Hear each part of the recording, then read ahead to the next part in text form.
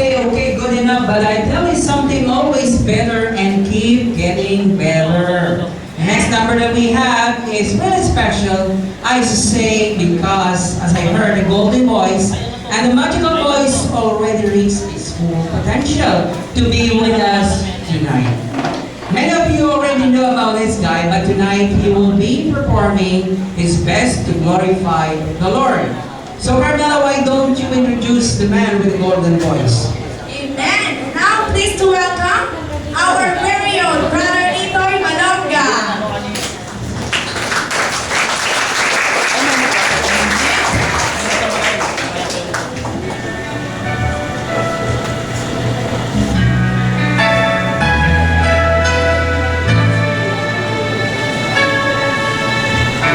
Just want sometimes just to know what keeps me in love.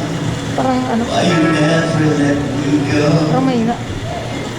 And though you need, I've fallen close to my Lord. Please show me how to know just how you feel. You have forgiven me too many times it seems. I feel I'm not what you might call a worldly Christian after all. And though I love you so, temptations find its way to me. Teach me to trust in you with all of my heart.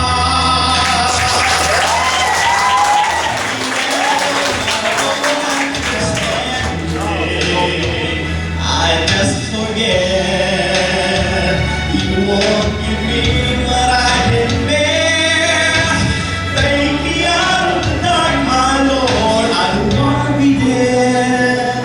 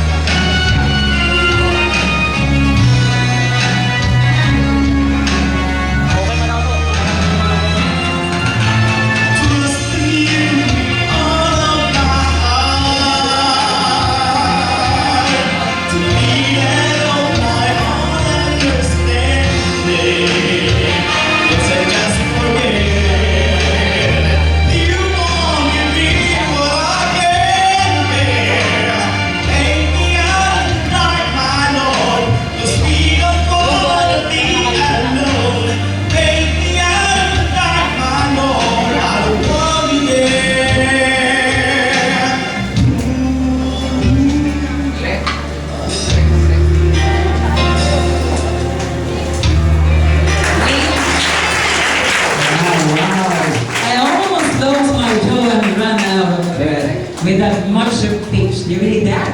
So trembling, almost shaking my whole body. Luckily, I still have my soul with me, and it's a very nice song, tuned with the golden voice by Brother Nitoy. We're hoping to have another number from him. And hold on, Pastor. I'm sure that there will be another number from him. After a long trip, we get tired, and so they are. After having a small exercise, we need to refresh with a bit of water to cool down our tongue. Some of us here after hard day's work, we often watch TV to a favorite channel. Some, they never miss a telenovela or a TV marathon. But you know, once you see for yourself what they have prepared for you guys, there will be no more TV series waiting each day. Amen. My dear brothers and sisters in Christ, in every situation there is always happiness and loneliness. In every battle there is always a victory. And in every victory follows another battle. But God is always there for you. Salamat sa Diyos sa kanyang kabulihan na sa pamamagitan ng palabas na ito ay makapagdulot ng magandang aral sa bawat isa. And the next number that we have for you tonight come by a drama moment that would make your heart soften and may come to uncontrollable tears falling from each one. So let's all welcome the White Walkers Barkada. Yes, you're welcome. Amen. Ang kwentong ito ay tungkol sa kabataang nadadala sa mga mundong gawain sa panahon ng ano. Ang pamilya nito ang magsasalarawan.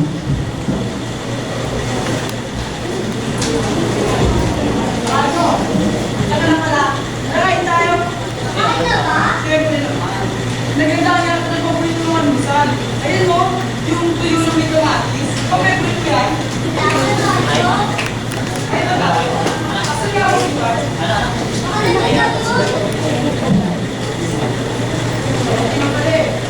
kain tayo.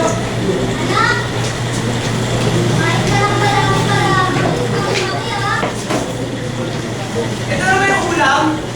Anak, mahirap lang tayo. Wala tayong pamilya na gusto mong pagkain. Di ba naman yan? Ako na nagdala kumain. Saan ka pupunta? Ganda sa tambayan.